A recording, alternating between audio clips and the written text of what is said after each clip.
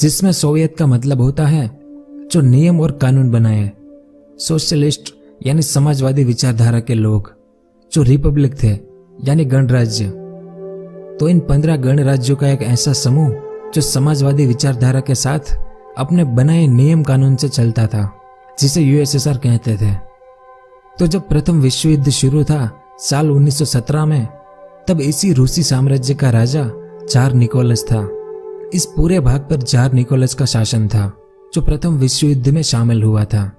लेकिन साल 1917 में रूस में बोल्शेविक रिवॉल्यूशन यानी बोल्शेविक क्रांति हुई, जिसे अक्टूबर क्रांति और रशियन रिवॉल्यूशन भी कहा जाता है, जिसके लीडर थे लेनिन। तो लेनिन के नेतृत्व में रूसी साम्राज्य समाप्त हो गया और इनके राजा जार निकोलस का तख्ता पलट हो गया। लेकिन 1917 से लेकर 1922 तक इस पूरे भाग में गृह युद्ध छिड़ गया, जिसमें सभी कम्युनिस्ट पार्टी आपस में लड़ रही थी। लेकिन 1922 आते आते लेनिन ने सब कुछ शांत कर दिया और इन सभी देशों को आपस में मिलाकर 1922 में यूएसएसआर की स्थापना हुई, जिसके लीडर थे लेनिन। इस इमेज को देखें, इसमें जो 15 देश है इसे मिलाकर यूएसएसआर बना। तो इन 15 देशों को रशियन लैंग्वेज में सोवियत कहा जाता है। इन सभी देशों की अपनी अपनी सोवियत होती थी, पार्लियामेंट की तरह। जैसे कजाकिस्तान की अपनी सोवियत, यूक्रेन की अपनी सोवियत, ऐसे ही इन सभी देशों की अपनी अपनी सोवियत थी, जो पार्लियामेंट की तरह ही काम करती थी, एक ग्रुप में, एक यूनियन की तरह। यूएसएसआर को लेकर लेनिन की विचारधारा बहुत साफ थी कि यूएसएसआर के इन 15 देशों में करीब 100 जितने अलग अलग संप्रदाय के लोग रहते थे, जिसमें सबसे ज्यादा रूसी लोग थे। इसके अलावा तुर्कमेनिस्तान के तुर्क लोग, किर्गिस्तान के किर्गिज लोग, यानी नॉन रशियन लोग जो थे वो सब एक हो जाए। लेनिन का मानना था कि कुछ सालों में ये सभी अलग अलग संप्रदाय के लोग आपस में घुल मिल जाएंगे और हम यूएसएसआर को एक बेहतर देश बना देंगे। असल में लेनिन यूएसएसआर को एक लोकतांत्रिक देश बनाना चाहते थे, जैसे हमारा भारत और अमेरिका है वैसे ही।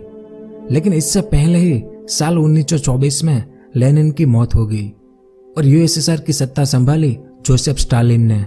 लेकिन स्टालिन एक तानाशाह निकला, हिटलर से भी बुरा तानाशाह, क्योंकि स्टालिन ने आते ही मॉस्को में एक संसद बनाई जिसका नाम supreme Soviet of the Soviet union था और यहीं से यूएसएसआर में तानाशाही की शुरुआत हुई।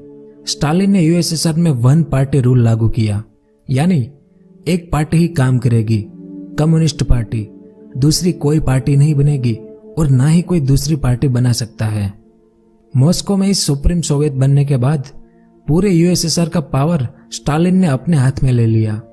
स्टालिन की परमिशन के बगैर यूएसएसआर में कुछ भी नहीं हो सकता था। सारे डिसीजंस, इकोनॉमी, फॉरेन पॉलिसी, सब कुछ स्टालिन की कम्युनिस्ट पार्टी के पास आ गया। स्टालिन की एक छोटी सी समिति जिसमें कुछ गिने चुने लोग थे, वे ही लोग यूएसएसआर का लीडर चुनते थे और यूएसएसआर के सारे फैसले लेते थे, जिसे पोलित ब्यूरो कहा जाता है। इस इमेज को देखें, ये स्टालिन है और ये बाकी उनकी समिति के सदस्य हैं। एक तरह से ये लोग पूरे यूएसएसआर पर राज करने लगे थे।